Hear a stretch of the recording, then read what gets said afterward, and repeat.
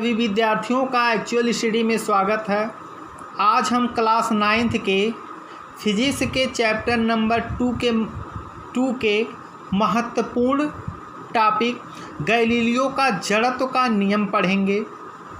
अब हम इसको बहुत ही आसानी से गैलीलियो ने बताया कि जब तक किसी वस्तु पर बल न लगाया जाए वह विरामावस्था में रहेगी। इसके पहले हम लोगों ने इसे पढ़ा भी है। अथवा एक सीधी रेखा में स्थिर चाल से चलती रहेगी। उन्होंने यह भी बताया कि यदि किसी तल को चिकना करके उसका घर्षण कम कर दिया जाए तो वस्तु अधिक दूरी तक गतिमान रहती है।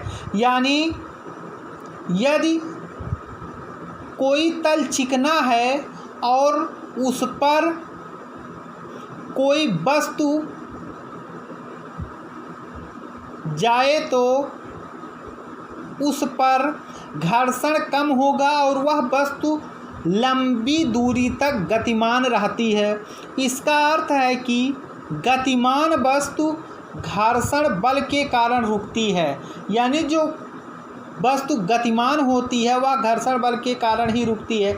जिस तरह से सड़कें बनी होती हैं, ये जो सड़कें बनी होती हैं यह प्रमुख रूप से खुरदरे इसीलिए बनी होती हैं जिससे कि इस पर घर्षण बल लग सके और इस पर गाड़ियां रुक सकें। गैलीलियो ने इसे अनेक प्रयोग के द्वारा स्पष्ट किया है। इनका जो प्रथम प्रयोग है, सर्वप्रथम गैलीलियो ने आनत तल पर वस्तुओं की गति का अध्ययन किया। उन्होंने देखा कि जब कोई वस्तु आनत तल पर नीचे की ओर आती है, आनत तल मतलब होता है ऊपर का तल। जब कोई वस्तु नीचे की ओर आती है तो उसकी चाल बढ़ती है। जैसे हम लोग ब्रिज पर देखते हैं, जब कोई गाड़ी आती है तो वह क्या होती है, ब्रिज से कोई गाड़ी जब आती है तो बहुत तेज़ी से आती है तो उसकी चाल बढ़ती जाती है। तथा वस्तु आनत तल पर ऊपर की ओर जाती है तो उसकी चाल घटती जाती है, जैसा कि चित्र 9.6 में दिखाया गया है। यह कोई आनत तल है। जब ऊपर से कोई वस्तु नीचे आती है तो इसकी गति क्या होती है, तेज हो जाती है। और जब नीचे से कोई वस्तु यानी कोई गाड़ी जैसे एग्जाम्पल के लिए ऊपर जाती है तो इसकी चाल क्या होती है, घट जाती है। यह इन्होंने पहला अपना प्रयोग बताया है। अतः उन्होंने यह निष्कर्ष निकाला कि यदि वस्तु समतल सतह पर चले तो वस्तु की चाल ना बढ़ेगी और ना घटेगी, उसकी चाल क्या होगी, अचर रहेगी। जिस तरह से इस चित्र में दर्शाया गया है, यदि वस्तु समतल सतह पर चलती है तो वस्तु की चाल ना तो घटेगी और ना ही बढ़ेगी, जिसे अचर चाल कहा जाता है। अब उन्होंने कल्पना की कि यदि एक गेंद को खोखली अर्धगोलाकार सतह को छूते हुए नीचे जाने दिया जाए तो वह दूसरी ओर उसी ऊंचाई तक पहुंच जाती है जितनी ऊंचाई से उसे गिराया गया था, जिस तरह से इस चित्र में दर्शाया गया है। इसमें आप स्पष्ट रूप से देख सकते हैं कि एक गेंद को जब खोखली अर्धगोलाकार सतह को छूते हुए नीचे की ओर यानी ऊपर से नीचे की ओर जाने दिया जाता है तो वह दूसरी ओर उसी ऊंचाई पर क्या होती है, पहुंच जाती है जितनी ऊंचाई से उसे गिराया गया था। सरल लोलक में भी हम आसानी से देख सकते हैं।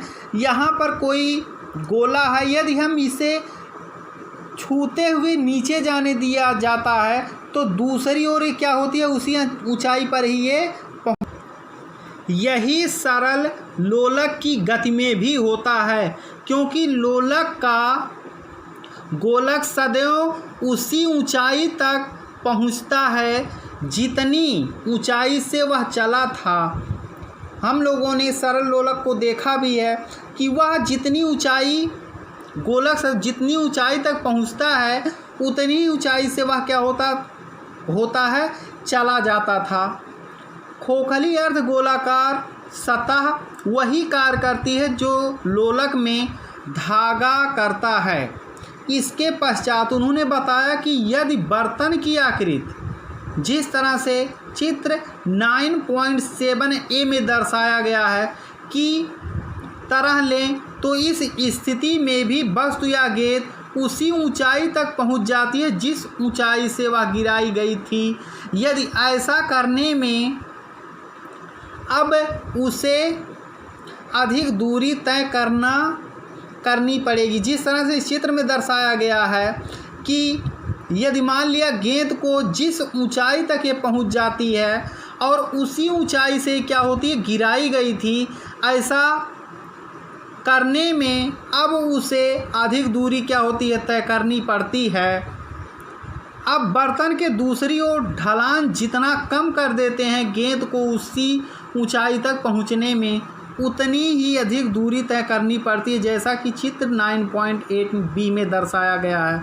आप बी में देख सकते हैं कि बर्तन के दूसरी ओर क्या है ढलान कम कर देते हैं तो गेंद को ऊंचाई तक पहुंचने में उतनी ही अधिक दूरी तय करनी पड़ती है।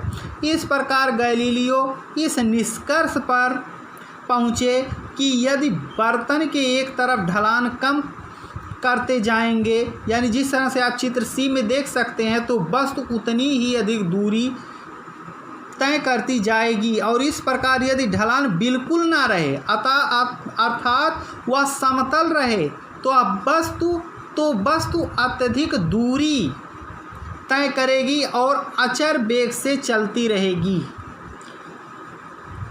इस टॉपिक को आप लोग तैयार कर लेंगे और इसके बाद इस लेसन का अगला टॉपिक आप लोगों को अगले वीडियो में मिलेगा। जो लोग इस चैनल पर नए हों वो कृपया सब्सक्राइब कर लें और नए वीडियोज़ का नोटिफिकेशन पाते रहें। धन्यवाद।